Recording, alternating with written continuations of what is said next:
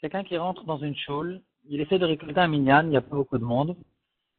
Et comme ça, il passe un à un, jusqu'à que le dixième qui arrive à la choule, c'est une personne qui n'est pas très religieuse, et il est Mechalel Shabbat. Il transgresse le Shabbat. Est-ce que cette personne peut être associée au minyan? Ou bien non, il faudra maintenant chercher un onzième. On n'a pas la possibilité de l'associer au minyan. Alors un juif, c'est un juif, mais quand même, cette personne, il a des halakhot qui sont différentes.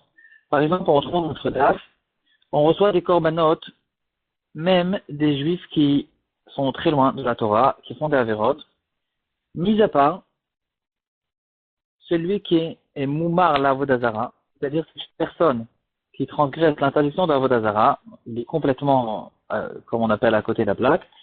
Avodazara, c'est une exception, c'est quelqu'un qui est sorti complètement du clan d'Israël. Et le deuxième, celui qui est Mechalel Shabbat B'Faresia, il transgresse Shabbat en public.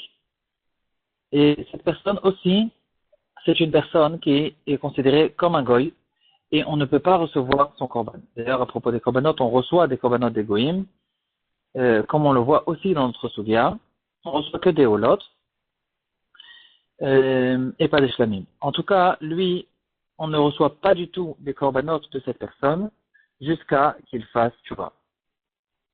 Qu'est-ce que c'est un Mechalet Shabbat de Pharesia? Le Mishnah Bora dans Siman Shin Pehei nous dit, c'est quelqu'un qui est prêt à être Mechalet Shabbat même devant 10 personnes, ou bien qu'il sait que son Chilul Shabbat va être publié devant au moins 10 personnes, 10 juifs, et cette personne-là, il est rentré dans le cadre affreux de quelqu'un qui est Mechalet Shabbat en public. Okay? Il y a ici une grande différence entre quelqu'un qui est Mechalet Shabbat dans sa maison personnelle.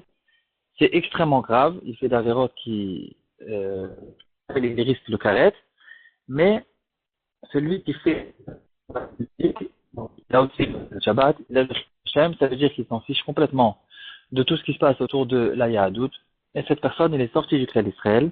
On ne peut pas recevoir les korbanot de lui, et on ne peut pas non plus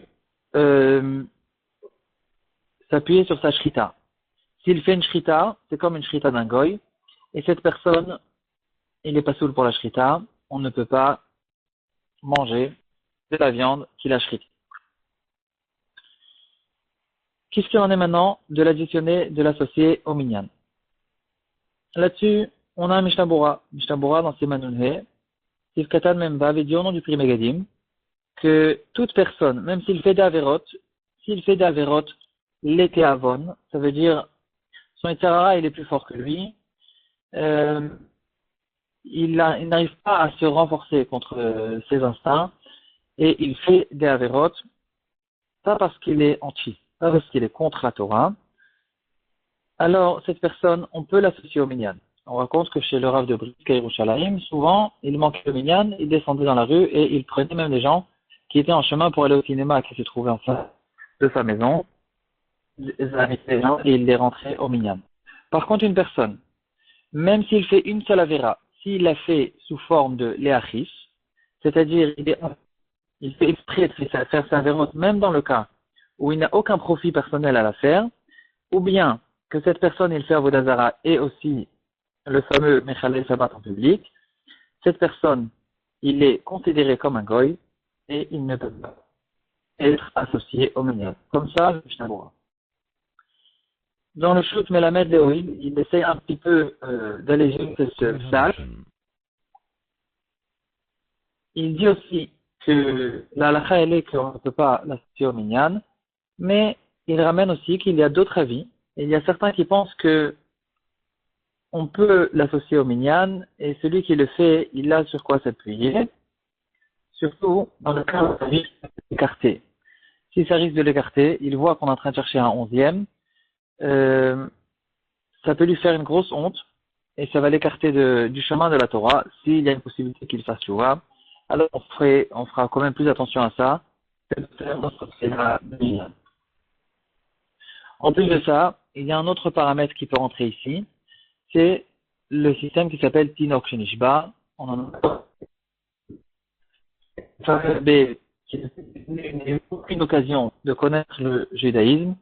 Dans notre génération aussi, certaines personnes, pas toutes, ils n'ont eu aucune occasion de connaître profondément qu'est-ce que c'est la Yahadout. Depuis qu'ils sont nés, leurs parents, ils étaient déjà pas du tout religieux. Ils l'ont envoyé dans une école goy, dans une école complètement laïque. Et même ce qu'il a peut-être entendu à droite à gauche, il a entendu de manière complètement déformée et des fois même de manière contre-anti. Cette personne-là, il y a un certain casse-croûte pour lui parce que donc il n'a jamais eu vraiment l'occasion de connaître la Torah et les mitzvot. Et pour la majorité des Averot, en ce qui concerne le Chilul Shabbat, c'est quand même plus grave, mais on peut quand même rentrer cette donnée dans la possibilité d'essayer de s'appuyer en fait pour pouvoir s'appuyer sur les poskim qui permettent le Mechalel Shabbat de s'associer au minyan. C'est que dans un cas de force majeure, quand on n'a rien d'autre et quand on a vraiment de quoi perdre, alors on pourra l'associer au minyan si on a la possibilité de trouver quand même un.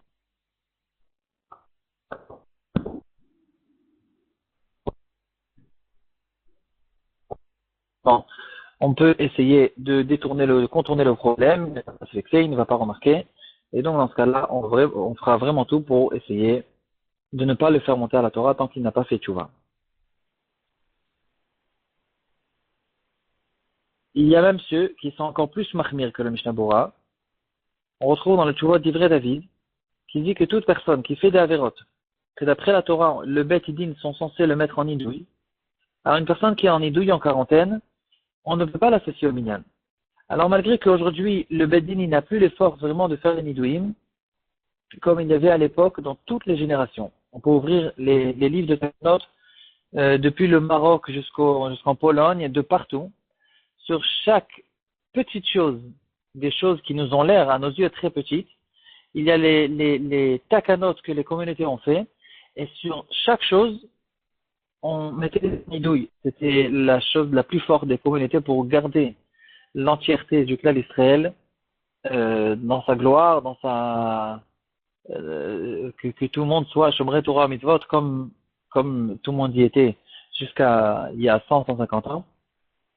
En tout cas, il dit que toute chose que le Bet Din sont censés le mettre en idouille, malgré qu'aujourd'hui on ne l'a pas fait parce que le Bet Din n'a plus la possibilité technique de le faire, eh bien quand même, on lui donne un statut de quelqu'un qui est en quarantaine et on ne va pas l'associer au minyan. C'est pas la halakha, mais quand même, on peut quand même recevoir une perspective des poskim qui sont vraiment marmirim là-dessus.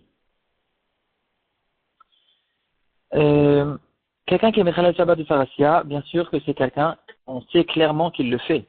C'est pas quelqu'un qui a des rumeurs sur lui. Il faut vraiment être sûr pour pouvoir être possède sur une personne.